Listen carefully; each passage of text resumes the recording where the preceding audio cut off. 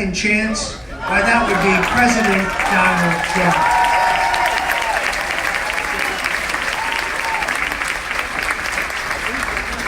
This is a comparison that I would relish. I don't think Joe Biden can string together a coherent sentence.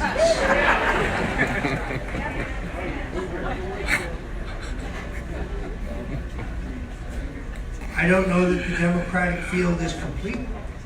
I don't know that given the volatility of our politics, in truth, any of those candidates has some prospect of being nominated, given the inherent weakness of the two, perhaps three frontrunners, those being Vice President Biden, Senator Bernie Sanders, and Elizabeth Warren, who should correctly be called Pocahontas, F-A-U-X.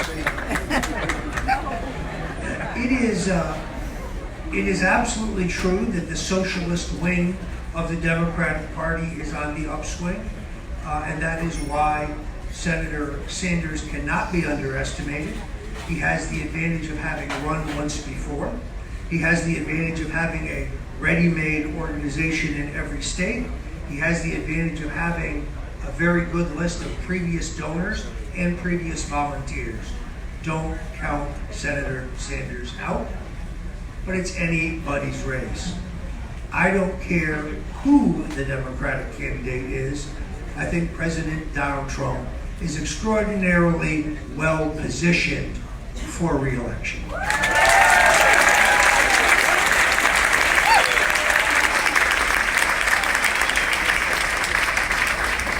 There are three storm clouds on the horizon that have to be noted. First and foremost is overconfidence. The overconfidence of everyone in this room.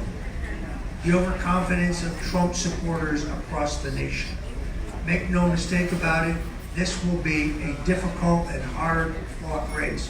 Not because of any failure in the president's record, but because of a relentless attack on the president by a mainstream media that will give him no credit for his great accomplishments, but will nitpick him on every major item.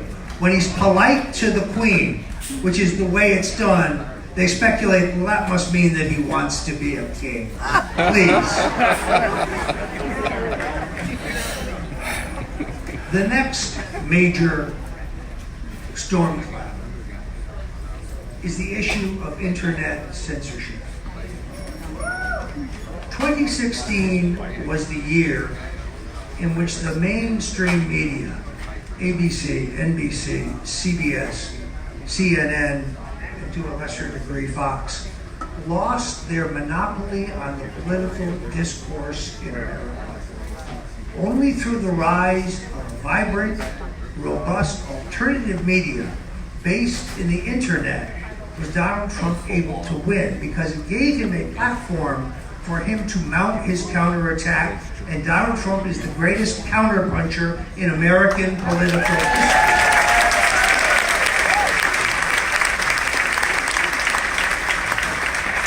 I sat in the U.S. House Judiciary Committee meetings when I heard Chairman Jerry Nadler say that the charges of conservative censorship by Google and others were a right-wing conspiracy. To the contrary, we have seen the leaked memos, we have seen the leaked videos, and we've experienced firsthand the deplatforming of conservative voices, libertarian voices, Republican voices, pro-Trump voices, in fact, all non-liberal voices. And millions of people, millions of supporters of this president have been deplatformed. In essence, they are taking away the president's megaphone. We cannot let monopoly control of coverage of the 2020 campaign revert back to the old fake news media.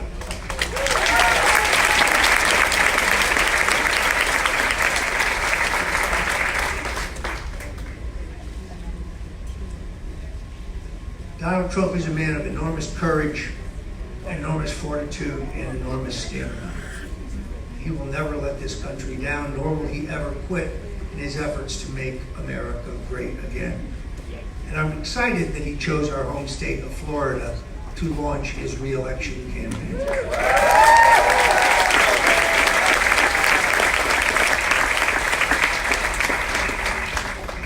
Now, let me address in a careful way my own personal situation. As Joe Budd said, I had no advance notice of his introduction. I had no input in it. He did not speak at my direction or at my behest. He is responsible for his own words. I am under an order of the court not to discuss the specifics of my case, and I will not do so tonight. Here's what I can tell you. I have pled not guilty, and I will be vindicated on every single count.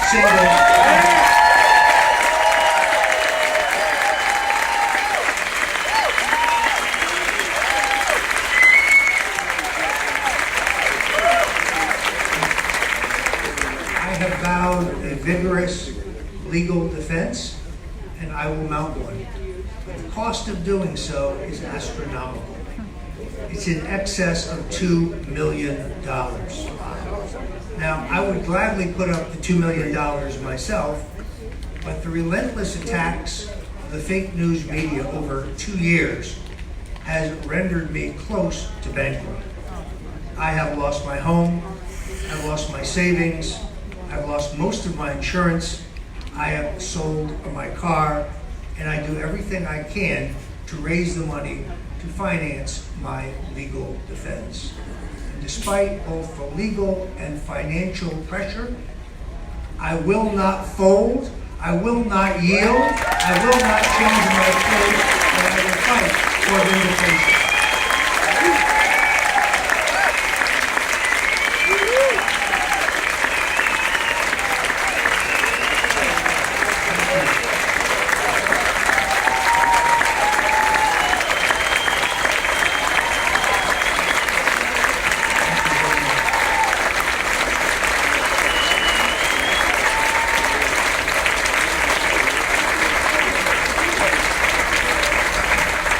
Ladies and gentlemen, I have put myself in God's hands. I am convinced that God has presented me these challenges to do His will, whatever that may be. Amen. And it is God who sustains me in the epic fight ahead.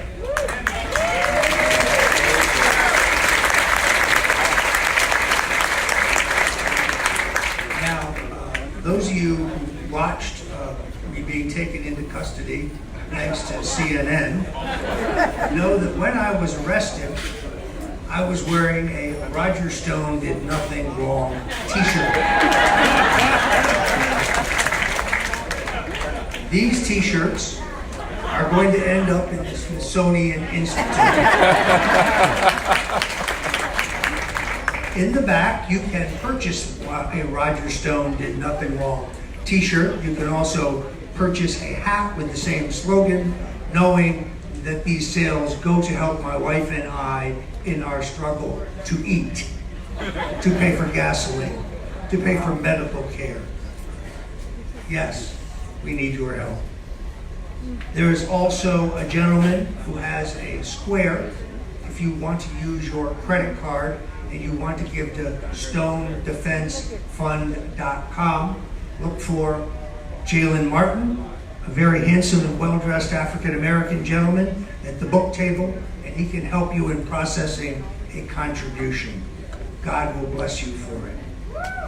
40,000 Americans have now contributed to my legal defense fund.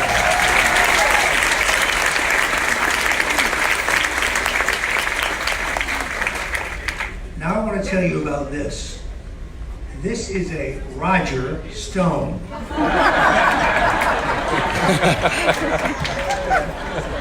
It's a stone. The prototype was taken from my neighbor's driveway. Of course, that was replaced. To which I have signed my name.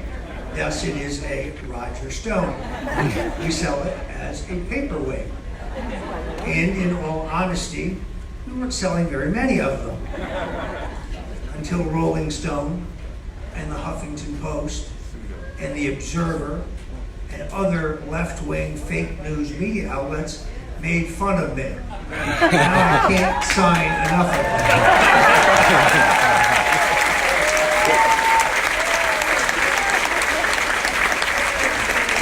You can also get your Roger Stone in the back afterwards.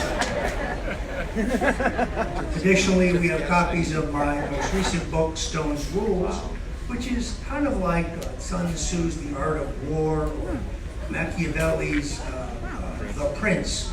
These are the things I've learned in a 50-year career in American politics.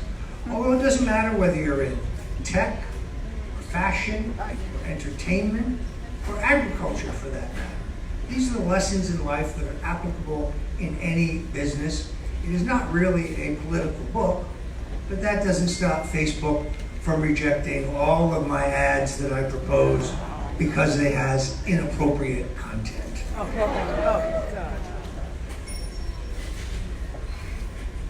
Now, some of you probably have heard that I have a tattoo of Richard Nixon on my back.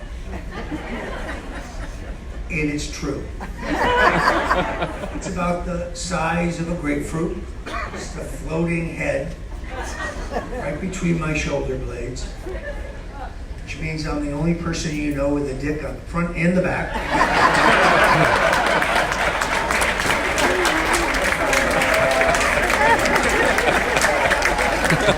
That's about as risque as I get. And for me, the tattoo is not a political statement. It's a reminder that in life, when you get knocked down, when you suffer defeats, when you are disappointed and dejected, when you reach for something and you strive again and again, but it eludes you, and you're ready to give up, that is the time to get up off the canvas, dust yourself off, and get back in the game. To me, it is a sign of persistence, of resilience.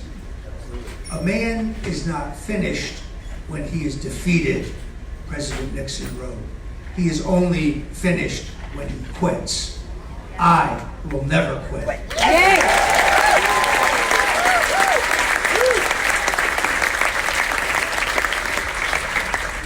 Only when one has been in the deepest valley can one appreciate the majesty of the highest mountain. Or as Vince Lombardi said, it's not how many times you get knocked down, it's how many times you get up. Yeah. Absolutely.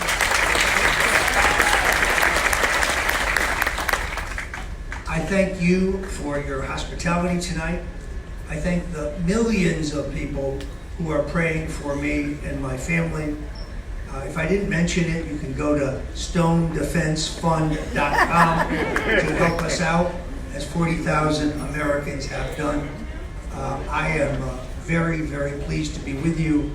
I will be in the back of the room to pose for pictures, to sign books, to sign stones, and to thank you each personally. Thank you, and God bless you.